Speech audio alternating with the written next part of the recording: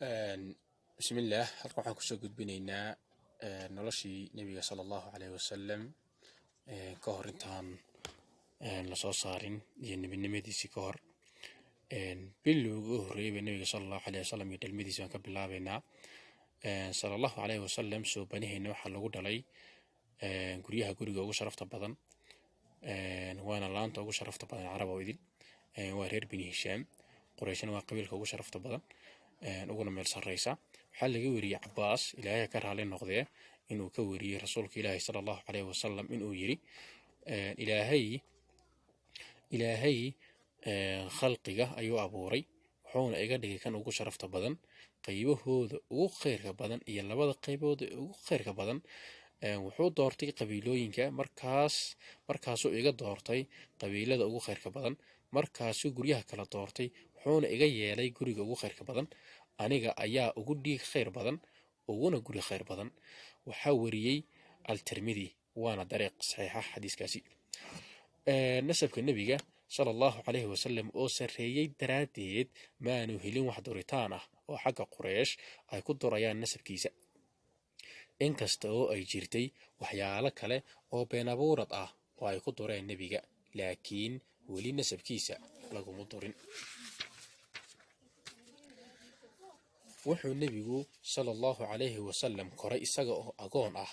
wuxuu geeriyooday aabihii Cabdullaahi hooyadiis oo caloosha ku siday 2 bilood oo kaliya markii uu 6 sano gaarayna waxaa geeriyooday hooyadii Aamina markaas uu nabigu dhadhamiyay kaaganaanta xadiifadii labada waalid iyo xanaanadoodii markaa kadib waxaa kafaalo qaaday awowgii Cabdi Mudalib isna wuu geeriyooday isagoo rasuulku sallallahu alayhi wasallam 8 sano oo kaliya jira markaas haddana waxaa kafaalo qaaday adeerkii Abu Talib intii uu ka koray uu ka xoogaystayna garabkiisa ayuu ahaa agoonnimadiisii waxaa tilmaamay qur'aanka kariimka ah waxaana lagu tilmaamay suuratul duha aayadda 6 waxay leedahay ma waanu ku helin adigoo agoon ah oo aanan ku dumin rasuulku sallallahu alayhi wasallam 4 sano yaraantiisii ugu horeysay wuxuu ku qaatay saxaaradii reer bani Sacad wuxuu koray jirkiisa oo xoog leh caafimaad qaba carabkiisuna furan yahay qalbigiisuna aad iyo aad u dhisan yahay fardafuulidana ku wanaagsan ayna ku furan tahay balwadaha saxraaga saafi ahaanteeda iyo deganaanshaheeda iyo cadceedda wanaagsan iyo hawadeeda saafiga ah suubanaha sallallahu alayhi wasallam yaraantiisii waxaa lagu yaqaanay deeqsinimada waxaan ka muuqatay wejigiisa caqli badni kaas oo jeclaysiiyay qof kasta oo aqra haddii uu awowgii Cabdi Mudalib ku fariistay furaashkiisa Cabdi Mudalib ma ogolaan jirin inuu cid kale kula fariisato ilaa marka laga reebo rasuulku sallallahu alayhi wasallam haddii uu nabigu yimaado isagoo oo wiil yar ah xilligaas uu la fariisan jiray awowgii haddii uu isku dayaan adeeradii inay ka celiyaan firaashka aabahood baa ka celin jiray oo oran jiray dhaafa wiilkayga ilaahay baan ku dhaartay wax weyn uu leeyahay nabigu sallallahu alayhi wasallam wuxuu raaci jiray ariga reer Maka wuxuuna ka qaadan jiray mushaar ama kiro ama mushqaayad waxaa sugnaatay inuu yiri nabigu sallallahu alayhi wasallam ma jiro nabi ilaa wuxuu raacay ari ama wuxuu ahaan jiray raac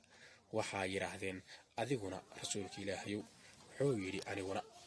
riwaayad kale waxay leedahay inuu yiri ilaahay sooma saarin nabi ilaa wuxuu ahaa ari raac ama ari jir saxaabadiisii baa waxay ku tiri adiguna rasuulka ilaahayow wuxuu ugu jawaabay anigana waxaan raacay ariga reer Maka waxaana ugu raacay qaraariid waa lacagtii xilliga isticmaali jireen reer Maka markii uu gaaray 25 jir wuxuu ka shaqeeyay ganacsiga Khadiija oo ay siin jirtay mushqaayad rasuulku sallallahu alayhi wasallam kama qayb gelin dhalinyaradii tulkii ee reer Maka balwadihii ay lahaayeen ilaahayna wuu ka dhowray taas waxaa lagu sheegay kutubta siirada inuu maqlay isaga oo yar hees laga qaaday aroos meel Maka kamid ahaa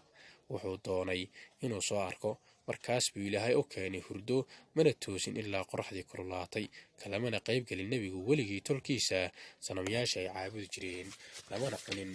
weligiis nebigu sala allahu calayhi wasalam waxay u qali jireen sanamyadaas mana cabin khamro mana cayaarin khamaar lagumana aqoon hadalka xun